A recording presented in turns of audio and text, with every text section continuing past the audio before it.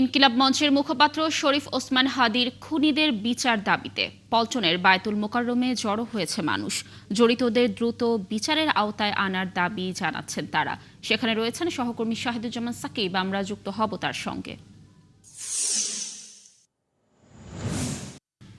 সাকিব, এখনকার কর্মসূচি নিয়ে বিস্তারিত জানতে চাই আপনার কাছে। রাজনৈতিক দলগুলোর নেতাকর্মীরা কি বলছেন, কি অবস্থা দেখছেন সেখানে জানাবেন।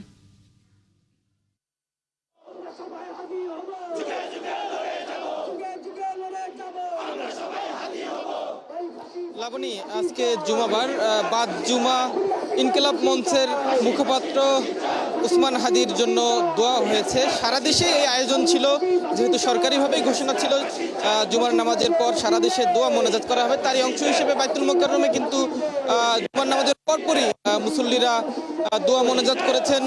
পাশাপাশি নামাজ শেষে বিভিন্ন রাজনৈতিক দলের নেতৃবৃন্দ এখানে জড়ো হয়েছেন শরীফ ওসমান হাদির খুনিদের গ্রেপ্তারের দাবিতে এবং সুষ্ঠু বিচারের দাবিতে। তাদের সকলের মধ্যে কিন্তু আমরা খুব লক্ষ্য করছি তারা নানা ধরনের প্রশ্ন রাখছেন।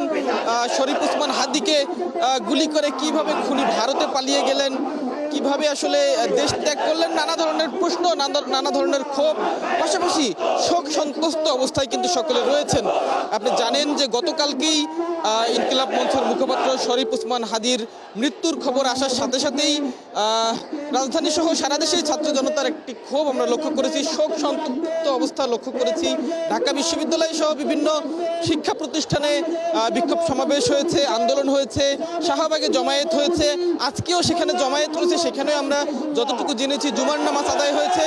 বায়তুল মুকাররমেও তেমনই কিন্তু সর্বস্তরের তৌহিদি জনতা, মুসলিম জনতা তারা নামাজ শেষে তারা আসলে বিক্ষোভ প্রদর্শন করছেন। এখন আমরা এখানে দেখছি যে বাংলাদেশ খেলাফত ছাত্র মজলিস তারা এখানে বিক্ষোভ করছেন এবং তাদের নেতৃবৃন্দ এখানে রয়েছে, তারা বক্তব্য রাখছেন।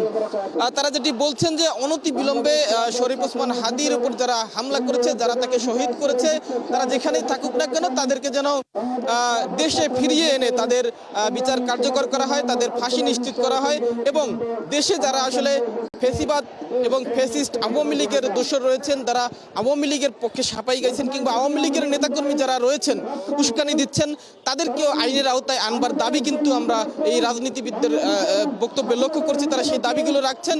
পাশাপাশি আগামী জাতীয় নির্বাচনের আগে আইন শৃঙ্খলা পরিস্থিতি স্বাভাবিক করতে সরকারকে কার্যকর পদক্ষেপ নেবার দাবিও কিন্তু বিক্ষুব্ধ জনতার মধ্য থেকে আসছে। ছাত্র জনতা যারা এখানে বক্তব্য রাখছেন তাদের সকলেই বলছেন দেশে দিনে দুপুরে এই ধরনের একটি হত্যাকাণ্ড নিঃসন্দেহে দেশের জন্য অশনি সংকেত। তারা চান একটি সুষ্ঠু বিচারের মাধ্যমে যেন একটি দৃষ্টান্ত স্থাপন করা হয় যে এই ধরনের অপরাধ কেউ করে যেন পার পেয়ে যেতে না পারে, সেটা নিশ্চিত করবার জন্য কিন্তু তারা সরকারের কাছে দাবি জানাচ্ছেন। এখন পর্যন্ত এখানে নেতৃবৃন্দ কথা বলছেন, আমরা একটু তাদের বক্তব্যগুলো একটু সরাসরি শুনে আসবার চেষ্টা করব। হাদি পর্যন্ত পৌঁছেছেন, এই সিলসিলা কোশ্চিনকালে বন্ধ হবে না। আমরা সবাই হাদি হব, আমরা সবাই হাদি হব। প্রিয় সংগ্রামী সাথী ও বন্ধুগণ, একটা কথা না বলে পারি না।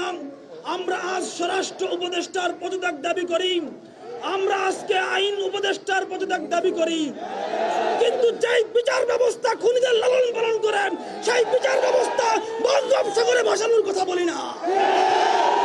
এই বিচার ব্যবস্থার মাধ্যমেই এই খুনি ফয়সাল 2টা বিদেশি অস্ত্র মামলা সত্ত্বেও 2বার জামিন পেয়েছে। যারা কোটি টাকার মাধ্যমে, লাখ টাকার মাধ্যমে খুনিদের জামিনের ব্যবস্থা করে, এই আইনজীবীদেরকে বাংলাদেশে নিষিদ্ধ করতে হবে। এই বিচার ব্যবস্থার কথা কি বলবো?